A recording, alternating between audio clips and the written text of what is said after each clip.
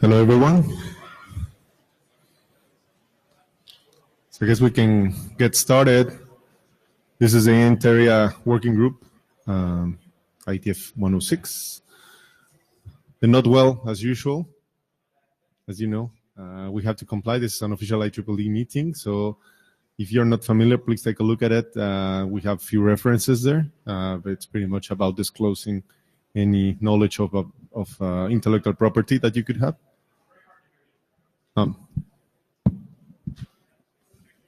How about that? Okay, I'm just going to speak closer to the mic.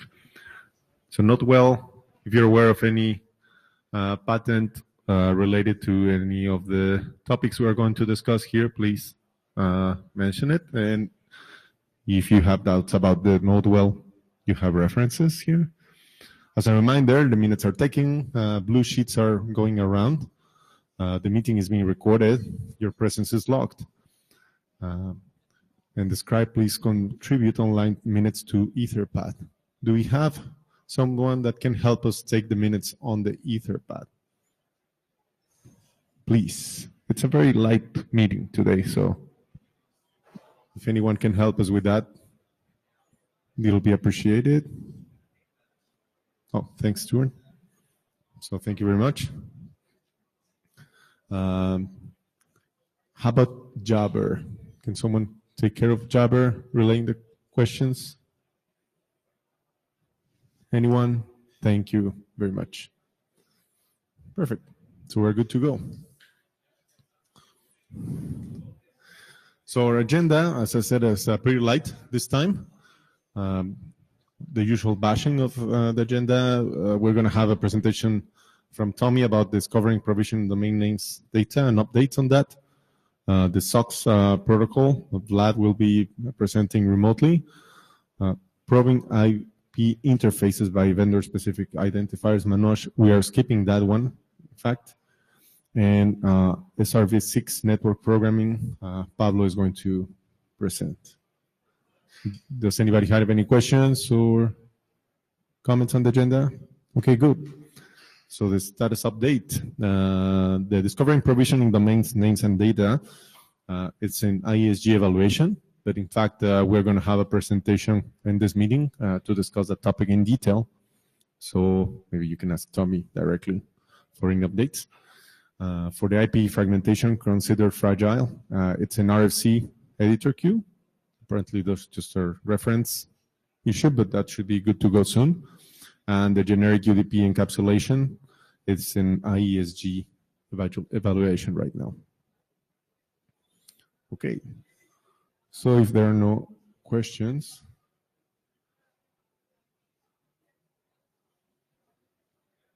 let me...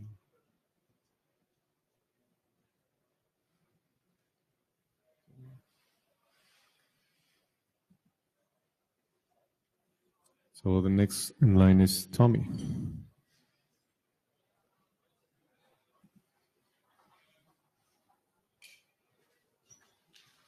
work.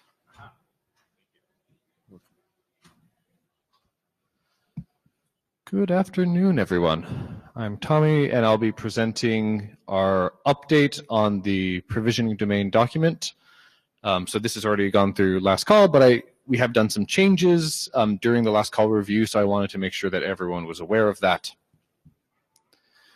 All right, so last call was concluded. Our shepherd, Eric Klein, did a lot of good review, catching some nits in there, so we really appreciate that. Thank you to him for that. We've done several refinements during that process, so we're now on version 08. So we jumped a couple as we fixed typos and stuff. So I think it's in pretty good shape at this point. First, I want to highlight a couple of the minor changes that we did.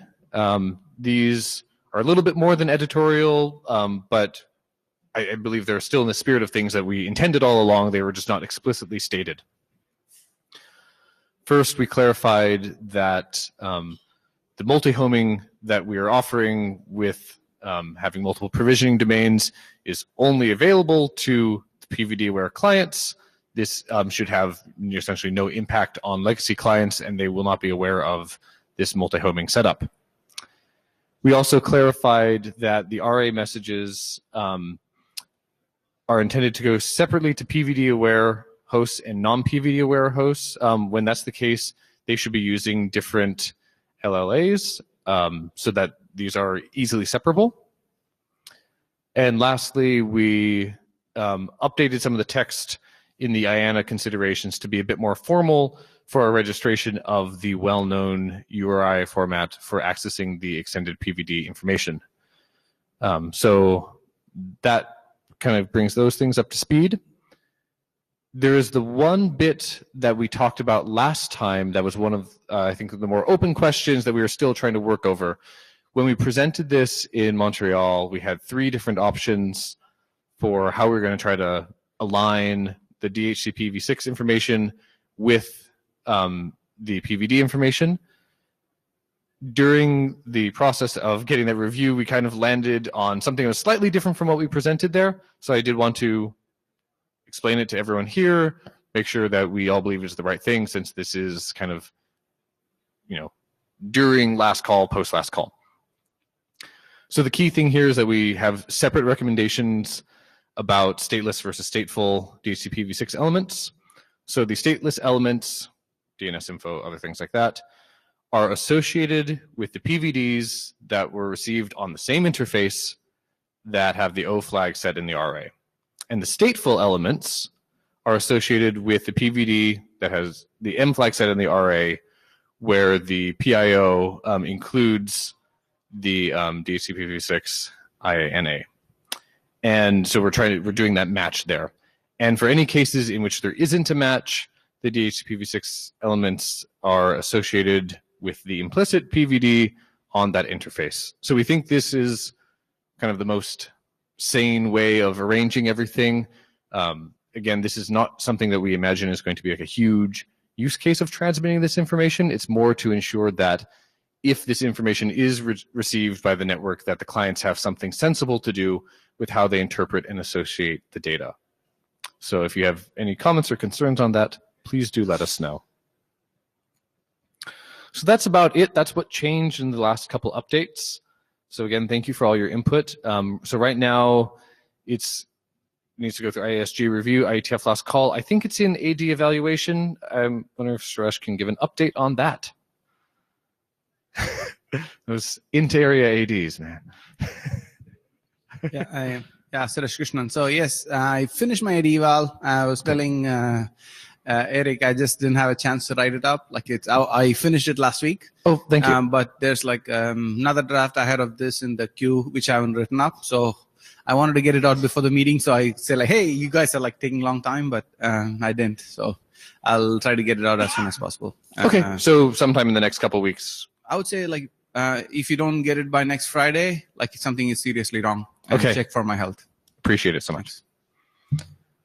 All right. And then just the other aspect of this is, now that this has been a fairly mature document, we have done previous hackathon work with this. We've done interrupt testing previously. But of course, a couple of the details have changed since then. So anyone who is interested in working on this, personally, I'm working on this for our Apple client side, but anyone who has a deployment that's interested in adding this support in and doing work at a hackathon in the upcoming times, please do reach out to the authors, and we would be happy to work on that with you. And that's it. Any questions? All right. Thank you all. Thank you. Thanks, Tommy. So next in line is Vlad.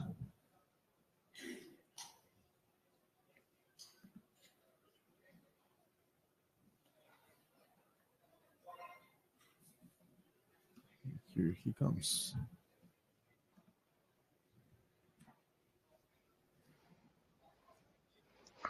All right, hi there. So I'm going to talk about what we've been doing with SOX v6. So next slide, please. This newer draft is rather light. So we've got a mechanism whereby the proxy can provide a DNS service to its clients, and we've also added an option that can makes the proxy do happy eyeballs on the client's behalf. So next slide, please. So it was kind of obvious that clients needed DNS-like features. Non-SOX aware apps had to do A and quad A queries somehow. And in the case of happy eyeballs, those queries had to be done separately.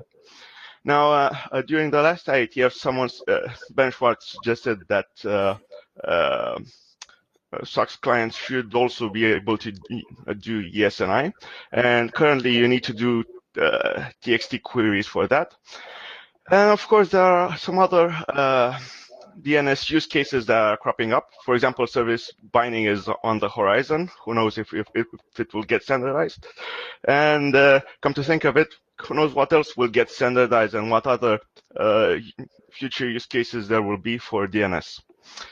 So next slide.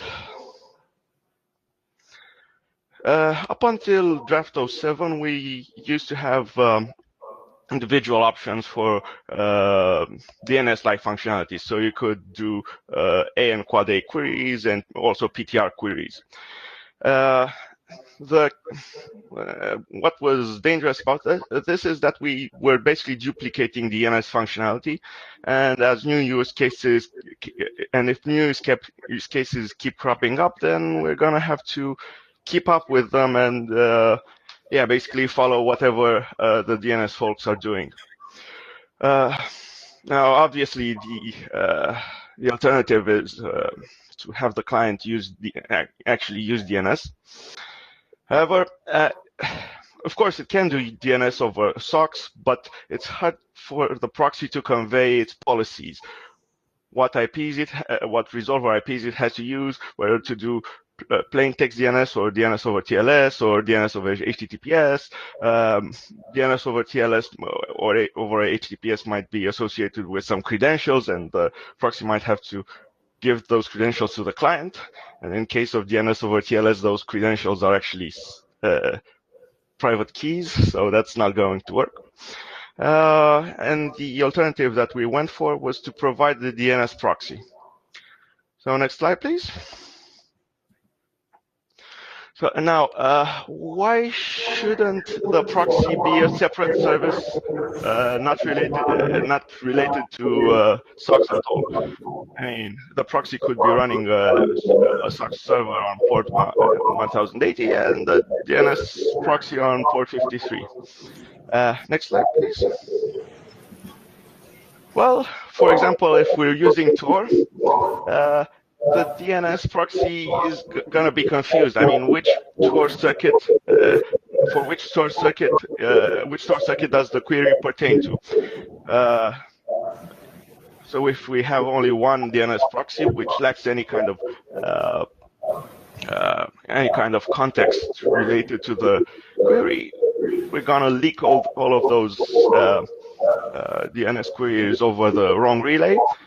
And if the client is trying to access something that is backed by a CDN, then the use of the CDN is going to be very suboptimal. So next slide, please. So the way we propose doing it is that clients simply make a connect request to 0.0.0.0 on port 53. That's not a valid IP address, obviously. And is presented with a plain text DNS service over TCP. The proxy also doesn't have to provide a valid bind address, just in case it implements DNS on its own.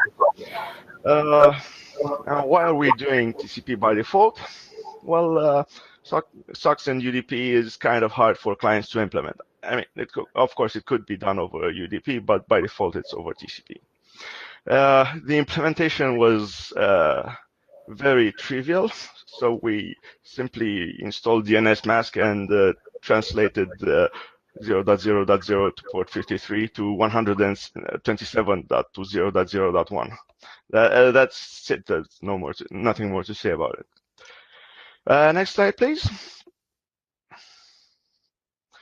So I'm gonna give you a quick and somewhat strawman primer on happy eyeballs. So you basically resolve and connect to a server using both IPv4 and IPv6. You do that in parallel and keep only one of the connections. This ostensibly offers failover from IPv6 to IPv4. So if a server does have a quad A entry, but the IPv6 endpoint isn't responding, then the IPv4 endpoint is going to be used instead. And of course, if one of the endpoints is faster, then the client is going to have better responsiveness. Now, clients have currently have all of the required features to implement happy eyeballs locally. So we've got DNS, we've got connect functionality, so it's not going to be a leap to implement the happy eyeballs mechanisms over SOCKS. Next slide, please. Now, there might be some cases in which it's appropriate for the proxy to perform the happy eyeballs mechanism rather than the client. So let's say we have high RTT between the client and the proxy, or the client and the proxy's vantage point. So happy eyeballs is gonna work like this. First, the client sends out two DNS requests, and one for A and one for quad A, and it gets back the response 1 RTT later. And then it issues two connect requests, one for IPv4 and one for IPv6. One of them fails for some reason, and the one that succeeds ends up generating a success reply from the proxy, and then the client can talk to the server. Next slide. Now, obviously, we're kind of wasting an RTT here. So SOCKS also allows you to use domain names in the request. So if the proxy can do happy eyeballs, then the client need only issue a connect request, and then the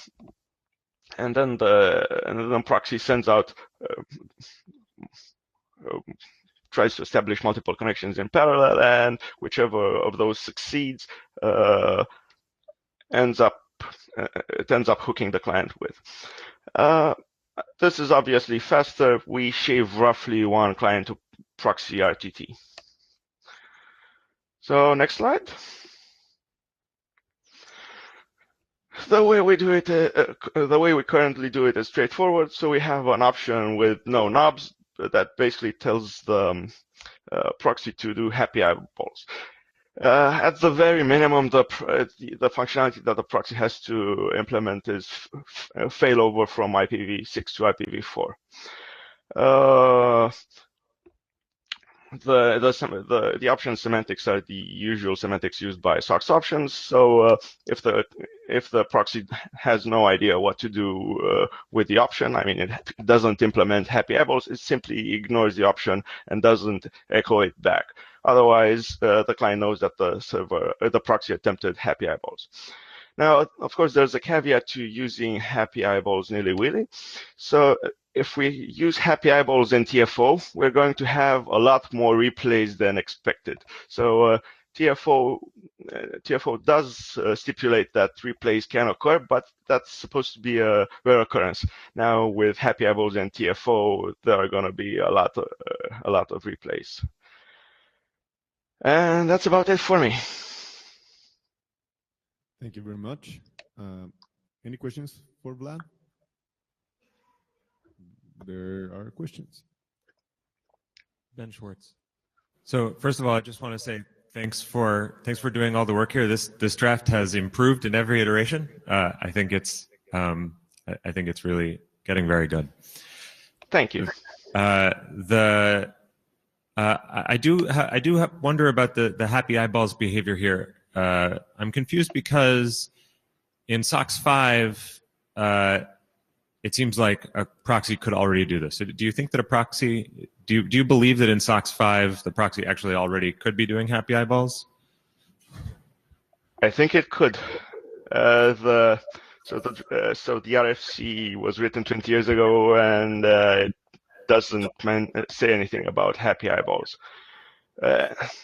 Yeah, so that's my feeling as well. So my conclusion from your description here is that, in a sense, what you've really done is implemented an option to disable happy eyeballs.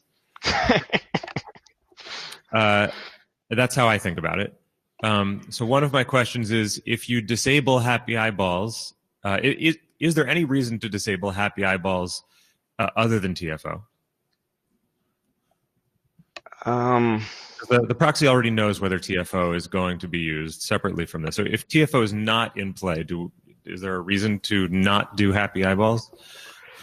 I don't really think so. I mean, there's no, aside from port knocking, there's no protocol that I know where just attempting to connect and then saying nothing means anything of value. So probably not. So to me, that suggests that maybe we don't need this signal, and that maybe this decision could be implicit. For example, maybe we could say that the proxy just should do happy eyeballs unless it's in TFO, in which case it should do something like the retry. All right. Okay. Tommy Pauly, Apple. So yes, again, echoing Ben, thank you for doing the updates on this. And this is good discussion. I think going back to those diagrams you had, talking about the different approaches for how you use happy eyeballs, essentially, is it on the client or is it on the proxy?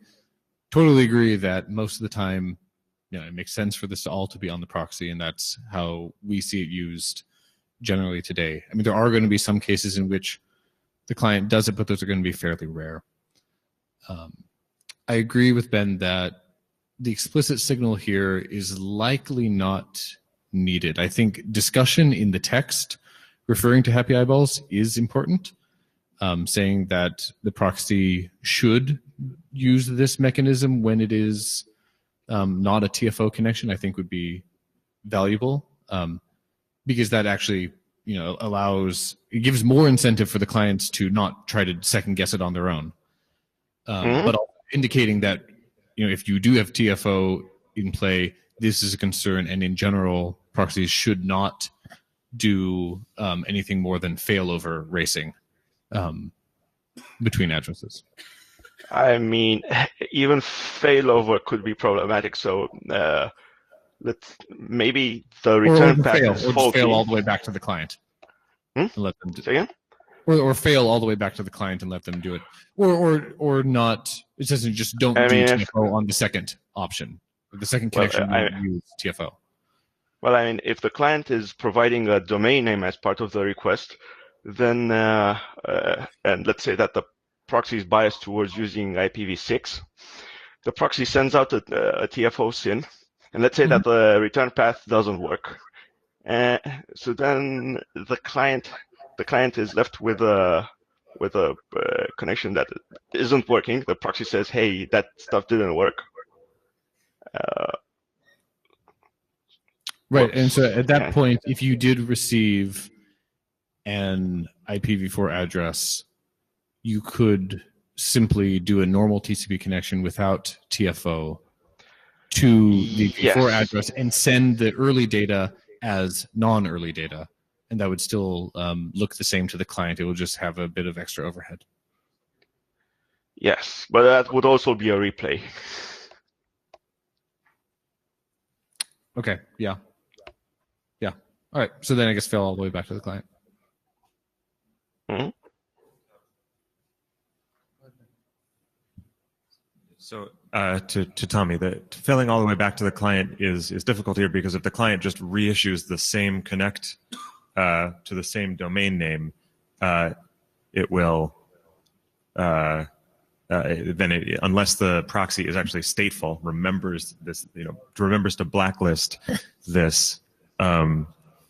Unless the proxy remembers to blacklist v6 for that host, the proxy will just do the same thing again.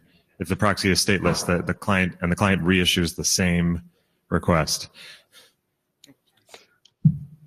Right. So one thing, actually, maybe this is some text we should add on the TFO case, because one thing to note is that TFO only sends early data when you do have a valid cookie for the server. So you must have gotten it at some point by talking to the server previously. Yeah, for TFO. Yeah. So in that case, it means you actually have previously established v6 connectivity to this host before. And so now if you essentially get an impairment later on, maybe we should just be very clear that we must have state about this server, because that's where the TFO cookies are stored. Maybe we should just flush that state if we realize that connections are failing to it. That's true. That situation seems rare enough that a replay is okay. Jonathan Lennox, I was going to say, sort of somewhat fortuitously lowering off the previous thing, there's a lot of state related to happy eyeballs, and I think we need to at least analyze whether there are privacy implications for this. We want to make sure that this state isn't shared across various users of the proxy, but is, each user of the proxy has their own state, or you could find out what other people using the SOX proxy are connecting to, which would be bad. Sure. All right. So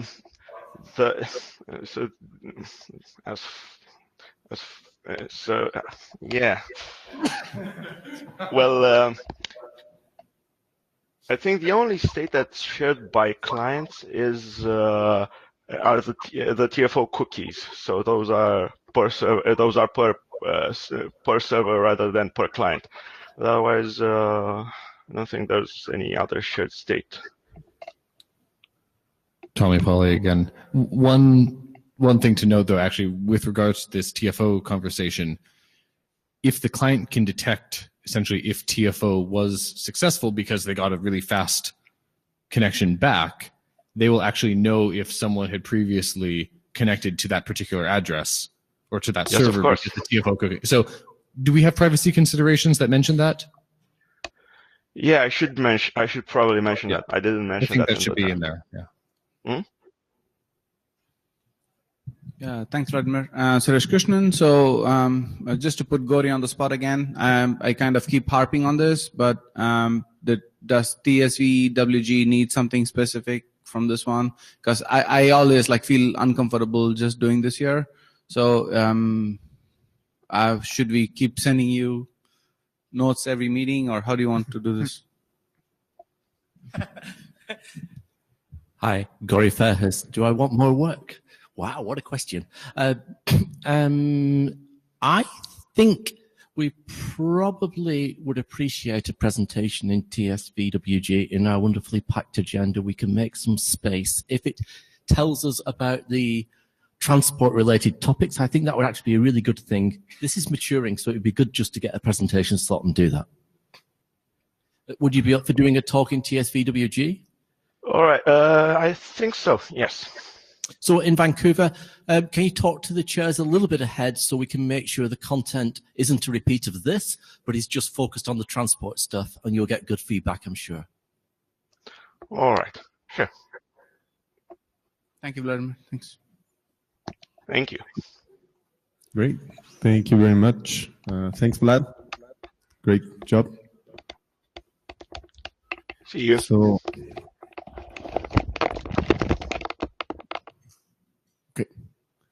The next in line is Pablo.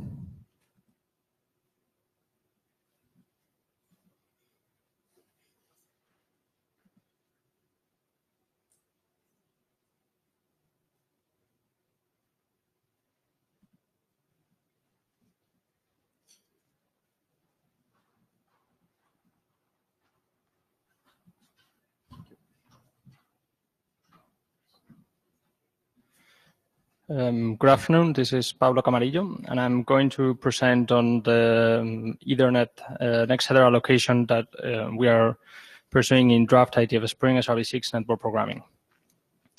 So the use case is pretty simple. In SRv6, we have a customer that is sending a packet. It arrives to the service provider network, and IngressP is just going to encapsulate this packet into an IPv6 header with an extension header that is going to be the segment routing header, as all of you know.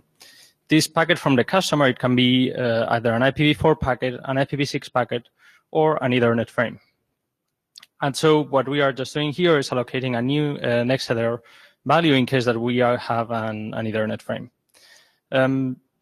So in previous revisions of this draft, what we were using is the IPv6 no next header value, 59. But during the last IETF in Montreal, there was some discussion about it, and the consensus from the 6-man Spring was actually to allocate a new code point for it.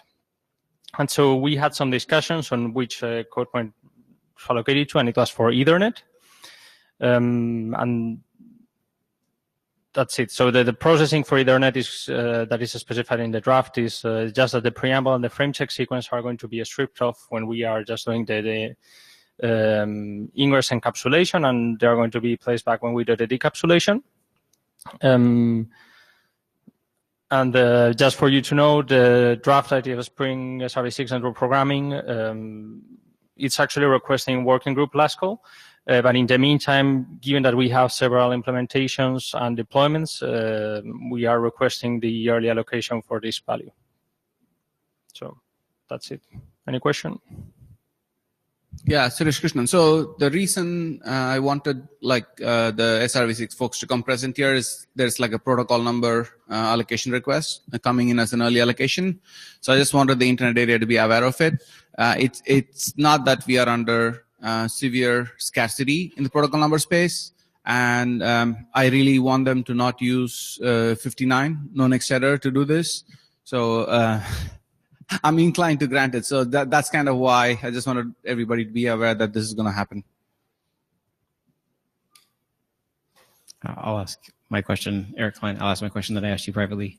I have not been following the network programming stuff, but is there a reason that 3378 Ether IP can't be used for your next header value? So first, we do not have the Ether IP header in between the segment routing header and the egress Ethernet frame. And second, we are not following the procedures from that draft. In essence, based on segment routing, we are going to do, when we are going to decapsulate the Ethernet frame, we are going to do some processing and different kind of lookups based on segment routing. So we are not following the Ethernet over IP processing. Commoners are Cisco systems. So also one of the reasons is this is a L2 VPN case. And today for L2 VPN encapsulation for a frame and an MPLS label packets, frame goes directly. Cannot hear? Oh, commoners are Cisco systems. Loud for you. So in MPLS case as well, we have L2 VPN where encapsulate incoming frame into label stack directly. There's no shim layer. For Ether over IP thing, we wanted to keep the similar for SRv6 based L2 VPN, where we have an IPv6 header and SRH header, as Pablo said, and L2 frame directly. We don't want to have any other shim layer in between, which is an Ethernet IP I think you were suggesting. Plus we have to be fully compliant if we were to do that with different Ethernet IP spec.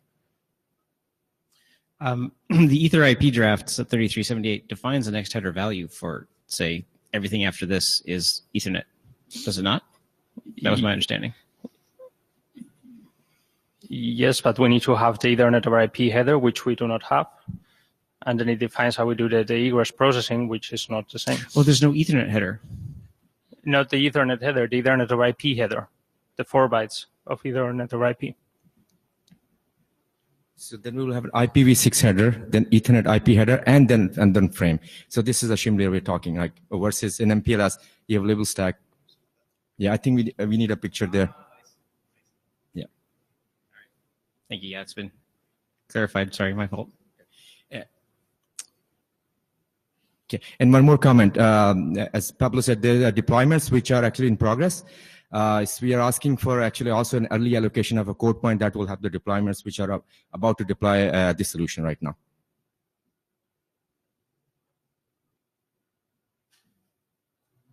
Okay. That's it. Thank you. Thanks, Pablo. Okay, so if there are any more questions, that's it for this time. Thank you very much to everyone.